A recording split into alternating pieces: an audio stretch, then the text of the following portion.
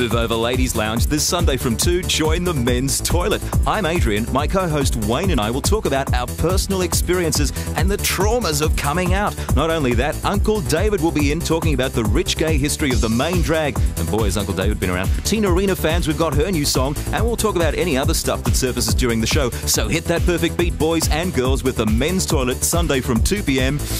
It's Urinal Fresh on Free FM 96.9. The name, it's just an aside. We could have called it Crisco or the Scon Hour or whatever, but, Gee, I'm glad we didn't. Yeah, I'm glad we didn't, actually. The men's toilet might actually be a better proposition. Free to be. Free FM. 20 and a half, I came out, in January 84 and said, yeah, that's what I'm like. And I actually put an ad in Outrage. What, saying you're a puff? Yeah. Unbelievable. Yeah, unbelievable. Looking for friendship, relationship. That's funny. I mean, I've actually still got the magazine and the ad intact at home as a souvenir. I don't know why I've kept it all these years. But I'd imagine that'd be looking a tad yellow. Just a little bit. And I think in terms of coming out, I mean, it is a gradual process. It's not like... it does happen for you, but, I mean, there's other people you have to deal with in your life, which makes it harder, I guess. Free FM 96.9, bringing Sydney's lesbian and gay community together. This is the men's toilet with Adrian here, Wayne, Over and here. also Uncle David. Yes, thank you. A cast of thousands. Can I call you Uncle? Yeah, I feel about 100 now. Thanks. Oh, no. Yeah. Don't be like that. But you won't be 100 for 5 years. No, thanks. But it's interesting. I mean, you're in your 40s. Thank you. We're in our 30s. Well, early look, 30s. I'm 33, so technically I'm a senior citizen. Oh, no, what's... And what about long hair? I mean, you don't have the sort of crew cut and the number one and all that stuff. Your hair is long. True. Yeah. Well, I mean, I've had long hair all my life, and I mean, I don't know if I enjoy having long hair, but I don't know how much of it is a protest. Looks gorgeous in plaits too. Thanks. Do you like how I put one on each side and tied red ribbon at the bottom? Like Heidi. Cindy, I thought, actually, the Brady Bunch. But that's another story. From glittery sequins to psychic.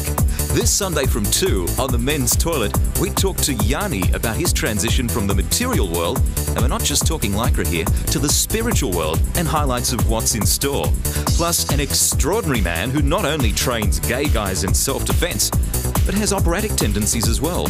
So hit that perfect beat, boys and girls, this Sunday at 2 on Sydney's home of the men's toilet, Free FM 96.9. Last week's program, of course, we talked about coming out and stuff like that, and Wayne was in with his Uncle David. And tell us about the story about you turning the radio up down at the Oracle and well, that was quite funny. And the results of that.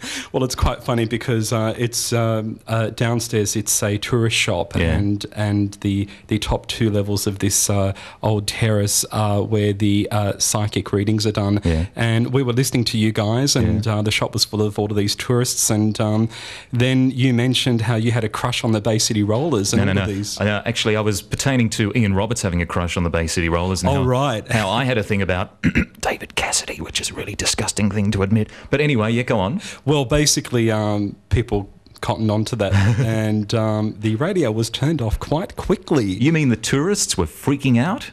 They were. There are homosexuals in Sydney. No. Yeah. You mean broadcasting? Absolutely. You mean free? Like on the radio?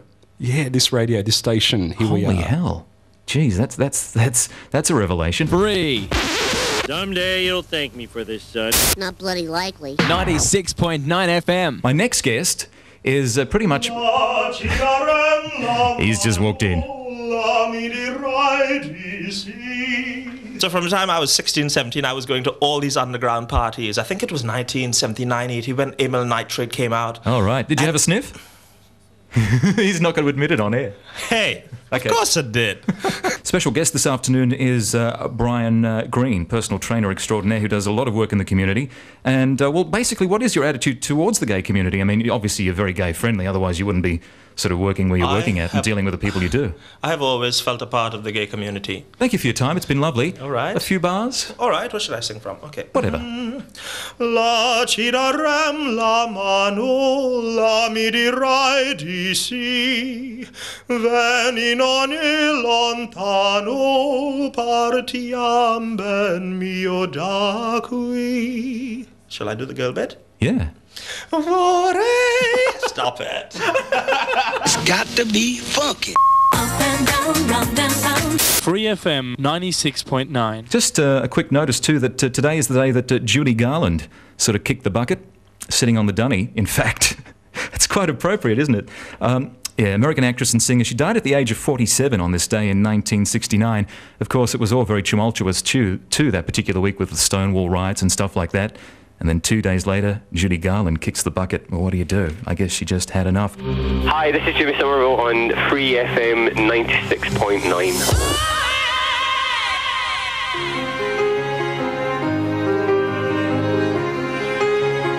I believe the BBC weren't too fond of yourself or the Bronskis either, not just because of the gay issues with the music, but apparently at one appearance on Top of the Pops, you turned up wearing a T-shirt picturing two cowboys with their dicks hanging out. Now, I suppose the BBC executives were sort of sweating on that a bit? It was an old kind of like punk T-shirt. It was a seditionary T-shirt that was made by kind of Vivian Westwood. It was like during the kind of punk days. Yeah. You know, and yeah, that wasn't kind of like very, that didn't go down too well. The same thing happened when I wore a T-shirt during the whole Shabba Ranks kind of like scenario about him, you know, him saying about, you know, like, basically queers should be kind of shot, should be kind of like, you know, like murdered.